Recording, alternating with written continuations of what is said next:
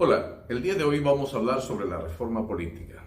Para ello nos basaremos en tres componentes. ¿Por qué es necesario la reforma política? ¿Qué áreas de manera general regula la reforma política?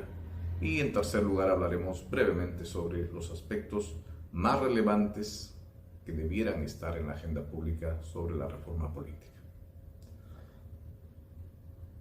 Respecto al primer punto, se sabe que cada vez la gente confía menos en los partidos políticos.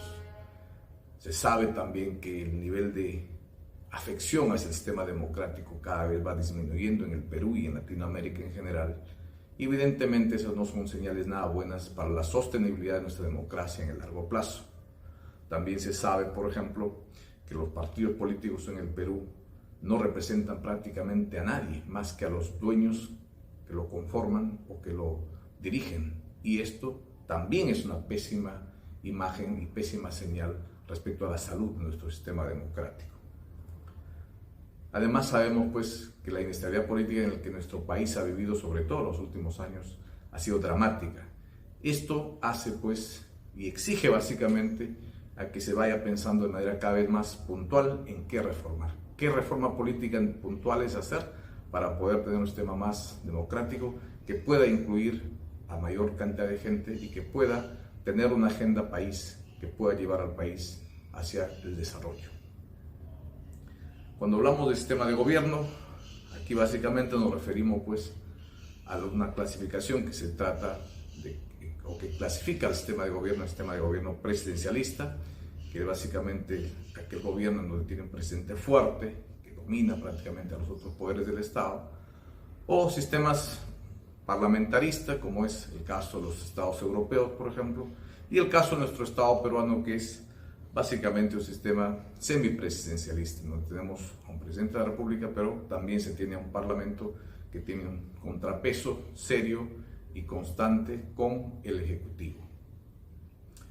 Y cuando hablamos del sistema electoral, básicamente nos estamos refiriendo al conjunto de instituciones, que conforman pues y están encargadas de la organización, planificación y la ejecución básicamente de los distintos procesos electorales a fin de renovar las autoridades en los tres niveles de gobierno. A eso es lo que se denomina el sistema electoral. Entonces, la reforma política básicamente afecta estos tres sistemas: el sistema de gobierno, el sistema de partidos y el sistema electoral. Y ¿cuáles son las propuestas concretas en realidad que de acuerdo a los expertos se deberían implementar?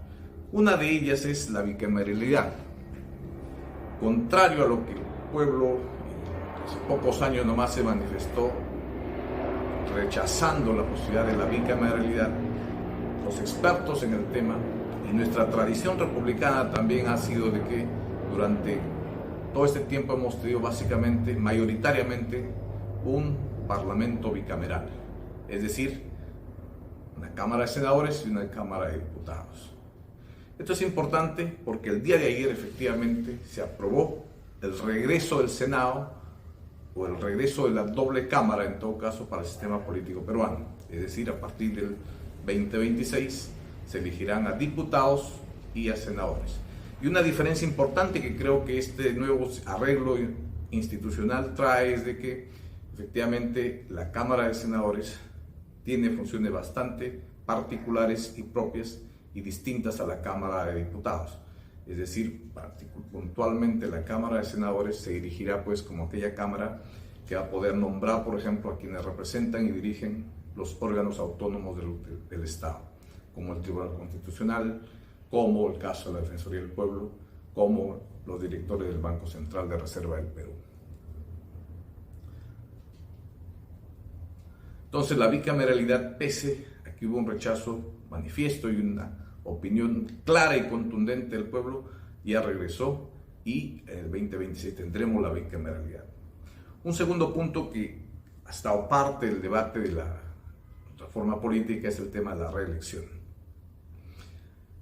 Y creo que en muchos países la reelección se da, pero el argumento que se ha usado en este caso no es el más adecuado. Decir que se necesita la reelección para hacer carrera política casi equivale a decir de que quienes entran, por ejemplo, a ser alcaldes, quienes postulan a ser congresistas o diputados en este caso, van a entrar como para practicar y básicamente necesitan esa práctica para que luego puedan ejercer mejor su función. Y creo que ese pensamiento es erróneo, ya que quienes entran o postulan a un cargo como alcalde o como gobernador regional o como diputado en todo caso, debieran ser personas con cierta y probada experiencia en algún aspecto profesional de su vida, ya que si es que solamente llegan para aprender básicamente, creo que el desempeño que van a tener, y lejos de beneficiar a las instituciones, van a terminar perjudicándolas. Y creo que es un guiño en todo caso a la ineptitud, y a que aquellas personas que en todo caso simplemente un día se levantan con ganas de ser presidentes o diputados puedan ingresar a la contienda. Y creo que eso no es responsable, eso no es lo más adecuado. Pero bueno, ahí está, ya se aprobó. Habrá también reelección en todo caso de congresistas en este caso, pero para ser diputados en el 2026. Y lo curioso es que en esta norma, pues que se acaba de aprobar, básicamente se ha dicho de que para ser senador, por ejemplo, se necesita tener 45 años de edad o en todo caso haber sido congresista.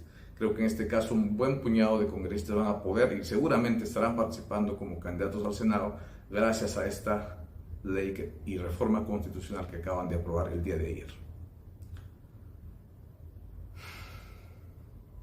Otro tema importante que está dentro de la agenda o debiera estar dentro de la agenda es el voto voluntario. Actualmente, como sabemos, el voto es obligatorio. Si no vamos a votar, nos multan, es decir, nos exigen que votemos.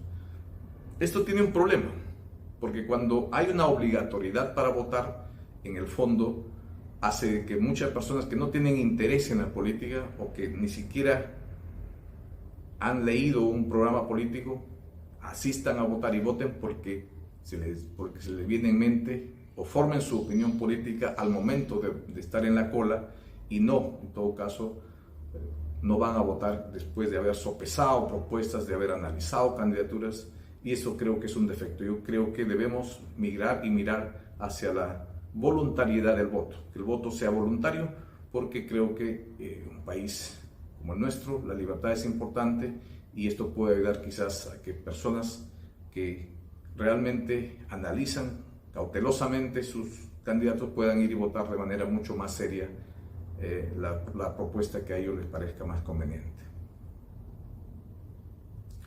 Un tercer punto tiene que ver con la idoneidad de los candidatos. Hubo un proyecto de ley que intentaba buscar de que se prohíba a aquellos que han cometido serios crímenes como asesinato, homicidios, para que se prohíba que estos sujetos puedan, una vez que han terminado su pena, presentarse a las elecciones. Y yo creo que lamentablemente ese proyecto no parece viable, no parece que se va a aprobar, y es más, el Tribunal Constitucional también en su momento se manifestó diciendo de que ese tipo de proyecto de ley se extralimitaba y que no era adecuado para un sistema democrático, y en ese caso creo que en este punto de idoneidad de candidatos, los únicos que en todo caso podrían ahora corregir eso corresponde a los partidos políticos. Pero como se sabe, los partidos políticos en el Perú sufren de muchos defectos y uno de ellos que no son democráticos. Y ese es el problema, porque si lo fueran y si pensaran realmente en el Perú, cambiarían sus estatutos para ellos hacer ese filtro, de modo que los candidatos que lanzan para la elección del 2026 pudieran ser gente capaz, gente que no tiene un récord criminal y gente que realmente puede aportar al país con ideas frescas y sobre todo con ideas de desarrollo. Otro tema aquí es la democracia interna de los partidos políticos.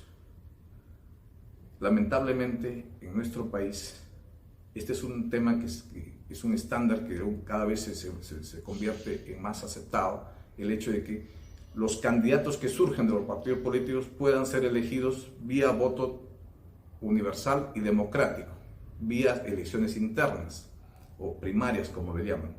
Lamentablemente Eso no va a suceder, pero es una necesidad urgente que en todo caso se tendrá que ver en el Parlamento para que se pueda obligar a que los partidos políticos celebren elecciones democráticas internas, de modo que aquellos candidatos que hacen vida política, pero que a la vez tienen hoja de vida limpia y tienen aspiraciones políticas, puedan participar en las elecciones de voto popular.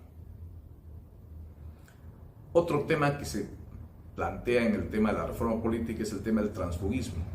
Como se sabe, muchas personas llegan a través de un partido político y una vez que llegan al Congreso, por cualquier cosa de intereses generalmente, terminan separándose, formando agrupaciones o estando en la lista de no agrupados, y esto no es nada bueno para los electores porque los electores eligen una propuesta y luego se dan con la sorpresa de que sus propuestas o su representante básicamente simplemente los abandona o se cambia de bando. Y creo que ahí hay un tema que se tiene que trabajar para evitar el transfugismo, para penalizar en todo caso aquel transfugismo, sobre todo aquel que se da por intereses y no por un tema de principios éticos o morales. Evidentemente, parte de la agenda política, de la reforma política, tiene que estar también el hecho de que se necesita definir con mayor claridad el tema que implica la incapacidad moral permanente. Esos conceptos nos han traído muchísimos problemas al país, muchísima inestabilidad política. El Tribunal Constitucional se lavó las manos y no definió, no puso parámetros a este concepto, y creo que bien haría en una reforma política en determinar claramente a qué se refiere este concepto que históricamente se utilizaba evidentemente de una manera distinta y que hoy lo están utilizando básicamente para remover y para generar una inestabilidad política permanente en el Congreso de la República. Bueno, esas son algunas de las ideas que están y deberían estar en el debate político. Evidentemente, una reforma política, creo que para que sea efectiva tiene que necesariamente involucrar a los partidos políticos, mejorar la regulación de los partidos políticos, porque en última instancia ellos son los encargados de poner el menú para lo cual la gente solamente debe elegir, y ellos son los grandes responsables de que se tenga personal mucho más idóneo en las urnas. Bueno, espero te sirva. Hasta la próxima.